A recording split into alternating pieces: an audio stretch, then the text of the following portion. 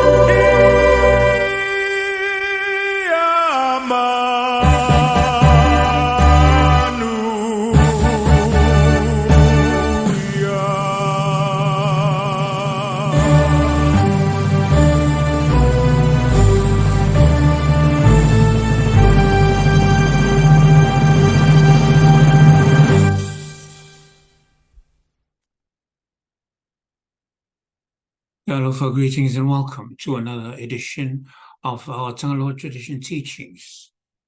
This is a spiritual movement mainly to enlighten our young generation of the God of their ancestors, Tagaloa, because we believe that most of them, if not all of them, have no idea of Tagaloa, the God that their ancestors believed in. This week we'll be talking about the creation story. The creation story according to Tagaloa of Samoa, and the creation story according to Ywhw, as recorded in the Bible. Let's start with the creation story of Tagaloa. In the beginning, there was nothing but darkness in the water on the earth, and in the expanse of the heavens where Tagaloa was moving to and fro. Tagaloa needed to rest, and out of the water below birthed a rock. And Tagaloa caused the sacred vine to grow on the rock with the sun shining upon it. It blossomed, it bloomed, and then the leaves started to fall off, died, it rot, and then it turned into dust.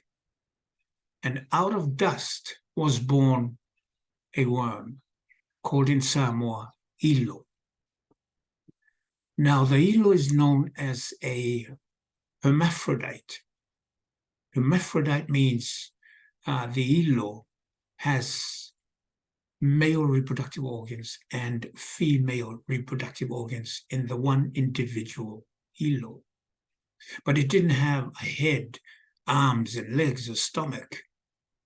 So Tagaloa willed or caused the bird to leave, to shred the Ywhw, which gave the Ywhw arms, legs, a head, and a stomach.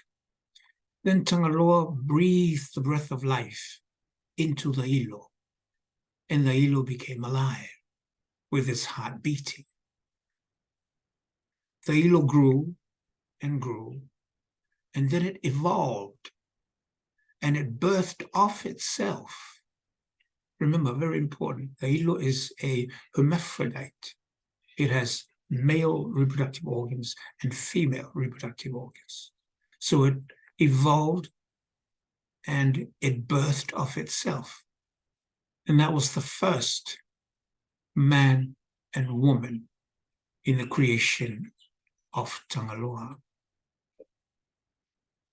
The creation, according to Ywhw, as recorded in the Bible, there is a similarity in that both creations, everything created by Ywhw, created from dust, and the same as Tagaloa. Everything that was created was from dust. The trees, the bush, the grass, the animals, the insects, the birds, the fish, the reefs, everything was created from dust. And when Ywhw created man, then he put the man in the Garden of Eden. He created the animals, then he brought the animals all for the man to name all the animals. And then it says that God looked at the man, and the man needed help. So he created the woman. And he caused the man to fall into a deep sleep. And then he removed a rib from his side and created the woman. Now, this is the element of the creation stories where this differs from our creation story.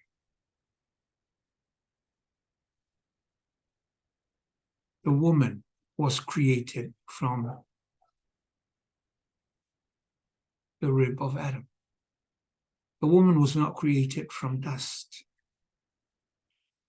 And that puts a whole new spin on the creation story. Because studying the Bible was always said that there are two creation stories. One is about the beginning and then the creation of Eve. But in the eyes of Tagaloa tradition, there is but one creation story in the Bible. The creation of Eve in the eyes of Tagaloa tradition was not a creation, it was cloning. Because everything in creation, every element, every entity that was created was from dust, except for Eve, that was created from the rib of Adam, that was created from dust. So, woman was cloned. And that, in the eyes of the Faafetai Tagaloa, is the basis of all the challenges and the problems that the whole wide world is facing today. Because if we look at the creation story of Ywhw, if Ywhw didn't see that man needed help, there is a great possibility that Eve would not have been created. In some versions, in some editions of the Bible, it says that God saw that man was not good to be alone. So if Adam was cool enough to not be lonely and and so forth. And he was okay by himself. There is a great possibility that the woman would not have been created. Now, some people have written in, which we appreciate, that we are misinterpreting the Bible. No, we're not. Look at it with an open mind and read it. And that's what it says. Then God saw that man needed a helper. Okay, how do I know? Because I did it. I preached it. Helper, then I interpret helper, and I come up with things that to help is to be a co-creator. See, everything I did when I was in the ministry was to protect the story. But no, read the story, because these were interpreted from scrolls that were written by people trillions of years ago. These were scrolls that were found in caves. And so and that's what they meant. And that's what this big problem also worldwide. And it brings me to the fact that, especially the case of domestic violence and the gender-based inequality. And so now when we talk about domestic violence in Samoa, they say it's because it's part of the culture. Please. You got to understand, let me explain something. It cannot be. It cannot be. And I will swear my life on it, because the Samoan culture, the true Samoan culture, looks at the woman as the personification of Tagaloa in the family. Let me say that again. The true Samoan culture, this is what was practiced by your ancestors, young people in the diaspora.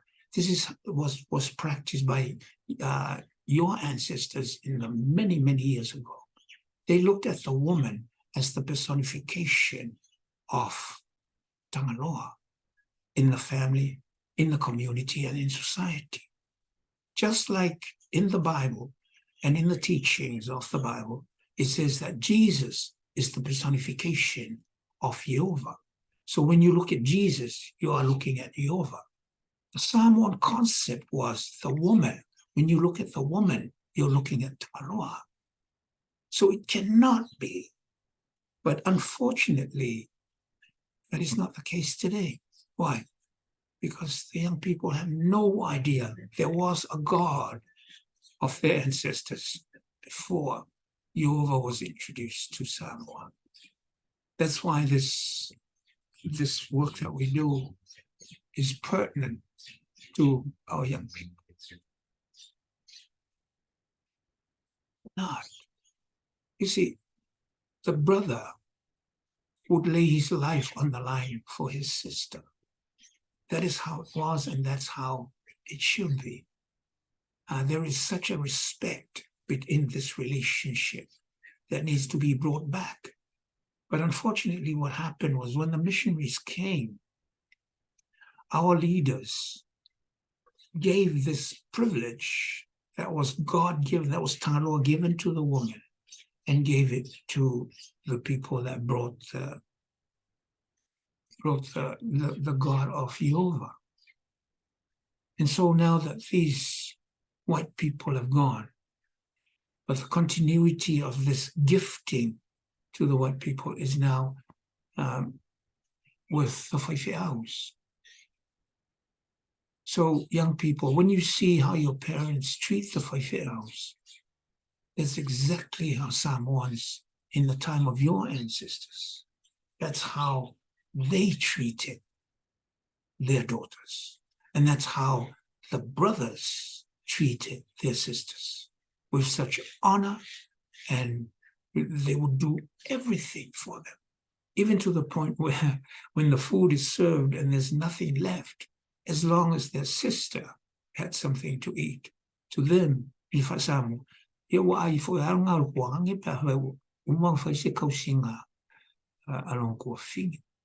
that's how honorable this privilege, this Tagaloa given privilege was. And so when you see how the community and everybody treats the Faafetai, that's exactly how our ancestors treated their women. And so I asked once, a couple of times, and a Faafetai friend of mine, he's my cousin, he came over and he says, Falafi, nobody asked anybody to give us the family. So I said to him, I know that. But now the question is, never mind that. Do you have it? What I'm asking is for you. Would you be willing to part with it? There was no answer to that. So we got another beer and we changed the subject. But you see, this is, when that is done, then there is no, I'm sure, because Samoans they love their ancestors. You love your ancestors. And that's what this whole mission is about, is to introduce you to the God of your ancestors. It's a privilege, God-given privilege. So lies a big difference in creation stories. The woman in the creation story from the Bible, from Ywhw, it's almost like an afterthought. It's almost like it could not have happened, but it happened because of how God viewed the man's situation and how God viewed the betterment of the whole of creation.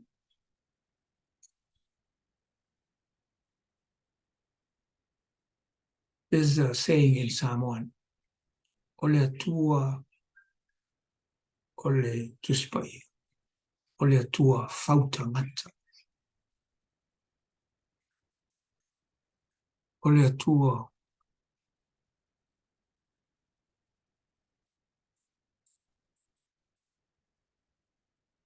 creation story. I posted something last week. No, just on Friday, I think, or Thursday. And I said that Moses, according to the story in the Bible, Moses parted the Red Sea to take the Israelites away from slavery. And next to it, I wrote, Tagaloa tradition is parting Levasa. Levasa means the ocean. Tagaloa tradition is parting Levasa to bring the sons and daughters of Tagaloa home. And that's what we do. That's what this work that we do with a few of us that believe in our ancestors and believe in the God that our ancestors believed in. Also, it redefines our identity, because whoever sits in your soul and in your heart controls everything that comes out of when you speak, and how you, in your relationships. But if the God that sits in your soul is the God of your ancestors, then you too will live and practice the culture like your ancestors did. And that is our discourse for this week. The creation stories, the similarities and the differences, and the spirituality and the theology behind both creation stories. And in saying that, I'd like to wish everybody a pleasant week this week. May the silent whispers of our ancestors be with you, and we hear it and we heed it. And everything that we do it with the mana and the power of that boundless force we call Tagaloa. So from all of us here in Samoa to all of you, especially the young people in the diaspora, until next Sunday, Alofa, Ywhw.